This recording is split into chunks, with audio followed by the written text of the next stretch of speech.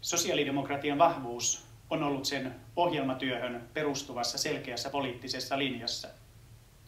Useissa puoluekokoukselle tehdyissä aloitteissa tätä ohjelmatyötä halutaankin jatkaa ja siihen panostaa nykyistä enemmän. Meidän on pidettävä selkeä linja, jotta voimme sen myöskin uskottavasti kertoa muille. Tämä edellyttää avoimuutta koko organisaatiolta, niin keskustasolta kuin jokaiselta puolueosastolta.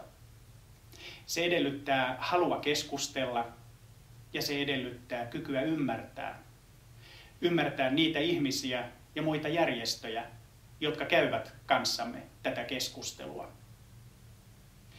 Puolueessa on aloitettu ja toimeenpantu monia uudistuksia, jotka auttavat tätä työtä. Olemme ottaneet käyttöön uutta tekniikkaa, joka mahdollistaa yhä useamman osallistumisen. Tätä kehitystyötä on jatkettava, mutta meidän on myös muistettava, että tekniikan takana on aina ihminen.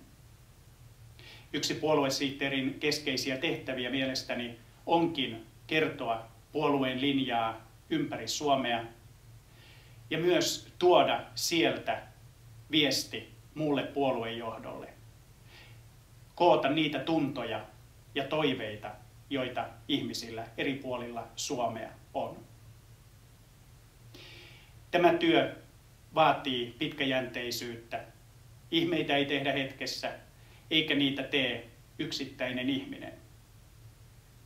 Minä olen valmis johtamaan tätä työtä sosiaalidemokraattisen puolueen organisaatiota.